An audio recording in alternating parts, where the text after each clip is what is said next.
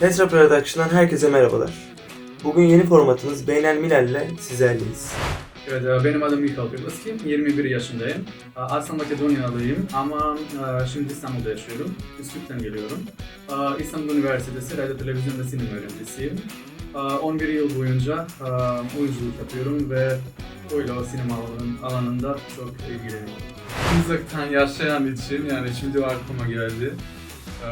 Çünkü o şarkı çok dinlemek istiyorum mesela. Yani onu söyleyeceğim biraz. Ti ne plači, majko, što sam daleko i sam. Ti ne krevaj magli, silni jadovi. Svoj otpad zatrupan, se ušte go znam. Ako zgrešam, neka izgoram.